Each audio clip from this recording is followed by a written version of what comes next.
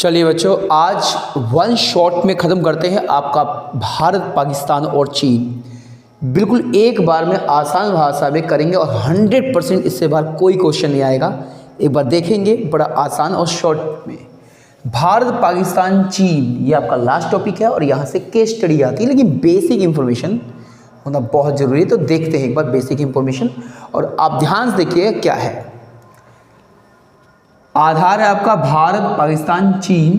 क्षेत्रफल की दृष्टि से जो भारत है उसका 7वां स्थान है।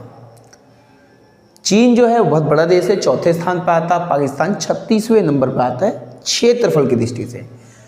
वहीं पे अगर अर्थव्यवस्था की बात करें तो भारत एक मिश्रित अर्थव्यवस्था है। मिश्रित का मतलब कि भारत में कुछ कंपनियां सरकार के हाथों में है तो कुछ क्षेत्र ऐसे हैं जो प्राइवेट हाथों में है। वहीं हम चाइना की बात करें तो वहाँ पर ज़्यादातर अधिकार सरकार का होता है। वहाँ पे समाजवादी अर्थव्यवस्था है। समाजवादी अर्थव्यवस्था का मतलब ऐसी अर्थव्यवस्था जहाँ सरकार जो भी निर्णय लेती है वो समाज के हित में लेती है। और उसके बाद पाकिस्तान की बात करें तो पाकिस्तान में एक मिश्रित अर्थव्यवस्था है। तो जो गुण भारत में है वही गुण पाकिस्तान में मिल पाएंगे। कहने के तौर पे वास्तव में ऐसा होता नहीं है। HDI क्या है? ह्यूमन डेवलपमेंट इंडेक्स, मतलब मानव विकास सूचकांक। ये होता क्या है इसको बारे में डिटेल में पढ़ेंगे, लेकिन इससे पहले अब ये समझ लीजिए कि ये दिखाता है कि भारत के अंदर या एक देश में रहने वाले जो निवासी हैं उनका जीवन स्तर कितना अच्छा है, उनका लाइफ स्टैंडर्ड कैसा है, वो कितने वर्ष जीवित रहते हैं, कितनी उनकी स्वास्थ्य सुविधाएं हैं, कितने अच्छा उनको पीने योग्य पानी मिलता है। इन सभी शर्तों को मिलाकर बनाया गया है HDI। 194 देशों का एक समूह है। उसमें देखा जाए तो भारत का नंबर 132 आता है। चीन का जो नंबर है ये थोड़ा सा मिस्टेक है। चीन का नंबर 79 है और पाकिस्तान 161 पे आता है। अब वहीं पे अगर बात करें हम पंचवर्षीय योजनाएं जो हर देश अपने विकास के लिए लाता है, तो भारत ने अपनी पंचवर्षीय योजना 1951 में आरंभ की थी। पाकिस्तान ने चीन ने 1953 में, जबकि पाकिस्तान ने इन दोनों ही देशों से तेज़ी से 1948 में अपनी योजना चालू की थी। LPG, आप ये जानते हो कि LPG जो नीतियाँ हैं वो कब, LPG क्या होता है? व्यापार को बढ़ाने के लिए जो उदारीकरण, वैश्वीकरण और निजीकरण की जो नीति है उस नीति को शॉर्ट में हम LPG कहते हैं। तो भारत ने ये नीति 1991 में शुरू की थी। वहीं पर चीन ने 1978 में, और वहीं पर इसके 10 साल बाद चीन के 1988 में पाकिस्तान ने। बाकी GDP वृद्धि दर की बात करें तो भारत का GDP वृद्धि दर अगर इन तीनों देशों में तुलना करें तो भारत का GDP स्तर दूसरे नंबर पे आएगा इन तीनों देशों में तुलना में। चाइना नंबर 1 पे आएगा, पाकिस्तान इन दोनों से तुलना करें तो तीसरे नंबर पे आएगा। अब हम बात करेंगे किस तरह से चाइना की विकास नीतियां रही हैं। तो चाइना की चलिए विकास नीति को एक बार समझते हैं कि चाइना ने कैसे विकास किया। तो हम चीन की अर्थव्यवस्था की बात करेंगे। तो चीन की अर्थव्यवस्था की हम बात करें तो चीन की सबसे पहले हम बात करते हैं जनसंख्या नियंत्रण नीति के बारे में। आप सबको पता है कि चीन जो है जनसंख्या की दृष्टि से नंबर 1 पे आता है विश्व में, और जनसंख्या ही इसके लिए शुरू में एक तरह से देखा तो अभिशाप का काम किया कि चीन के द्वारा इतनी बड़ी जनसंख्या को स्वास्थ्य, शिक्षा, रोजगार सब प्रदान करना एक कठिन कार्य था। इन्होंने इसीलिए जनसंख्या नियंत्रण के लिए एक नीति अपनाई। नीति क्या थी कि हर परिवार में केवल एक ही सदस्य होगा, एक ही बच्चा पैदा होगा, चाहे वो लड़का हो चाहे वो लड़की हो। अगर एक से अधिक किसी परिवार में संतान हो जाती है तो सरकार के द्वारा कोई भी उसे सुविधा नहीं दी जाएगी। लेकिन ये जो नीति थी ये 1979 में चालू तो की गई, और लेकिन 2015 आते आते इस नीति को समाप्त कर दिया गया। 15-16 के दौरान 15 के दिसंबर में इसे निर्णय लिया गया कि इस नीति को हटा दिया जाए, और 16 में पूरी तरह से लागू कर दिया गया। लेकिन बात ये कही जाती है कि नीति हटाने की आवश्यकता क्यों पड़ी, क्योंकि सच्चाई ये है कि चीन में युवा लोगों की संख्या दिन प्रतिदिन घट रही थी और वृद्धों लोगों की संख्या बढ़ रही थी, जिसका अर्थ ये है कि यदि हमें रोजगार चलाना है तो श्रमिक तो चाहिए। अब क्योंकि वहाँ की अधिकतर जनसंख्या 50% इसके एबो जनसंख्या प्रौढ़ अवस्था अर्थात वृद्धावस्था हो चुकी है, तो कैसे वो रोजगार करेगी, इसलिए इस नीति को हटाया गया। यहाँ लिखा गया है कि जनसंख्या नियंत्रण के लिए जनसंख्या की दृष्टि से चीन विश्व का प्रथम स्थान वाला देश है। जनसंख्या नियंत्रण के लिए चीन ने एकल संतान पद्धति 1979 में शुरू की। चीन ने एक संतान वाली पद्धति को 2015 और 16 के दौरान इसको हटा दिया। 15 में हटाने का निर्णय लिया गया, 16 में पूरी तरह से हटा दिया गया और ये नीति समाप्त कर दी गई।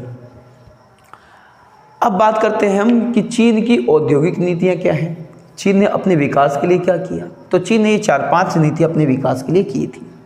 उनमें से पहली नीति उसने आरंभ की थी ग्रेट लीप फॉरवर्ड नीति, ये जो आरंभ की गई थी 1958 में। चीन ने इसमें क्या कहा था कि घर घर में उद्योग होना चाहिए, मतलब उन्होंने बड़े पैमाने पर चीन के अंदर उद्योग लाने के लिए उन्होंने रशिया की मदद मांगी थी।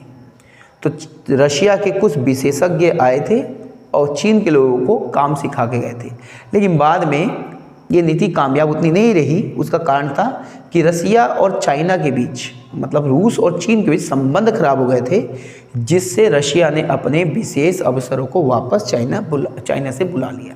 साथ में ये नीति इसलिए भी लागू नहीं हुई, पहला कारण तो वो विशेषज्ञ जो रशिया के अंदर सिखाने आए थे वो वापस चले गए और चाइना के अंदर सिखाने आए थे वो रशिया वाले वापस चले गए। नंबर 2, चाइना के अंदर अकाल आ गया था, भूखमरी आ गई थी, तो 30 लाख करीबन लोगों की मृत्यु हो गई थी उस नीति में। लेकिन बहुत बड़ा कदम था फिर भी। फिर दूसरा, चीन ने लगाई दोहरी कीमत नीति। अब ये दोहरी कीमत नीति क्या है? एक देश में किसी वस्तु की कीमत डिसाइड करने के 2 लोग हों, एक सरकार और एक बाजार। अब सरकार ने जो कीमतें यहाँ डिसाइड की वो कैसे की? सरकार ने कहा कृषि के सभी वस्तु कीमतें हम डिसाइड करेंगे, उद्योगों की वस्तुओं की कीमतें हम डिसाइड करेंगे। इसके अलावा जो उद्योग और कृषि की चीज़ें हैं उसको आप हटा दीजिए। उसके अलावा अब जो वस्तुएं रह गई उनकी कीमतें जो होंगी बाजार के द्वारा कितनी उनकी मांग हो रही है और कितनी वस्तुएं बनाई जा रही हैं, अर्थात मांग और पूर्ति के आधार पर डिसाइड की जाएगी। तो यहाँ पे 2 नीतियाँ हो गई, एक सरकार कीमत डिसाइड कर रही है और एक बाजार। तो 2 नीतियाँ हो गई यहाँ पे।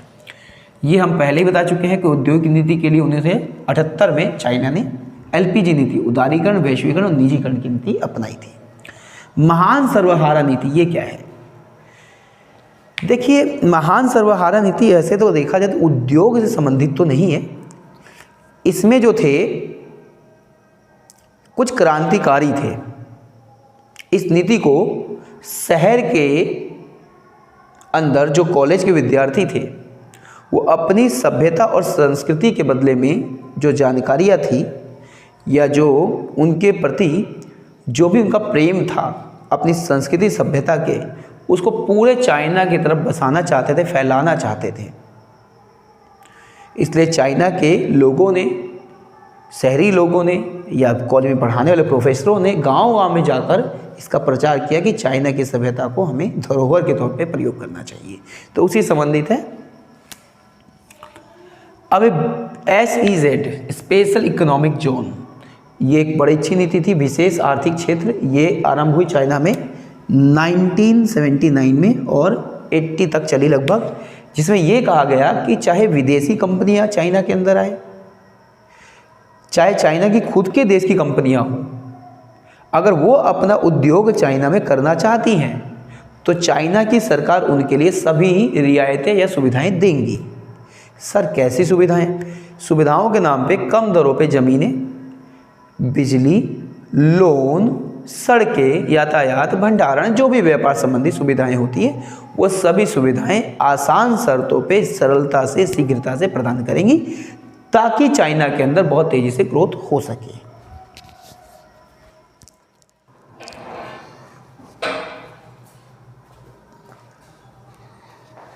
देखिए, अब हम पढ़ने वाले हैं मानव विकास सूचकांक के बारे में।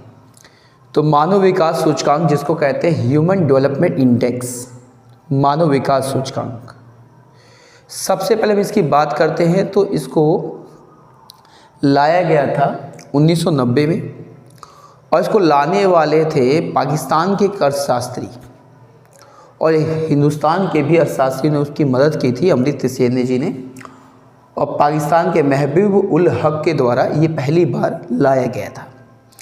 ये बताता था, इसमें कुल 194 देश हैं, लगातार देशों की संख्या बढ़ रही है तो लगभग अब 200 हो जाएंगे।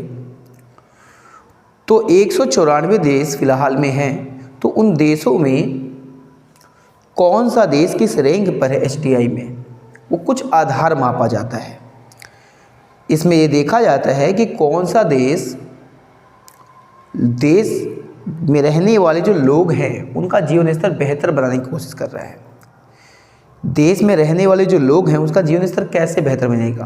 बेहतर एजुकेशन से, शिक्षा के द्वारा, स्वास्थ्य के द्वारा, पीने योग्य जल मिले, भोजन मिले, और जो व्यक्ति वहाँ रह रहे हैं उनको एक अच्छा इन्वायरमेंट, मतलब पोल्यूशन फ्री, या ये कहे कि प्रदूषण रहित इन्वायरमेंट है, ताकि उनकी जीवन प्रत्याशा ज़्यादा हो। जीवन प्रत्याशा क्या होती है? एक व्यक्ति की उम्र कितने जीवन तक वो जीवित रहेगा, 50, 60, 60 साल वो जीवित रहे। तो जरा इसी से रिलेटेड हम देखते हैं। मानव विकास सूचकांक की यदि बात करें तो 1990 में पाकिस्तान के अर्थशास्त्री महबूब उल हक के द्वारा तैयार किया गया था। इसमें भारत के अर्थशास्त्री शामिल थे, अमर्त्य सेन जी। इन दोनों ने मिलकर 1990 में पहली बार इस सूचकांक का निर्माण किया था। यह सूचकांक लोगों के गुणवत्ता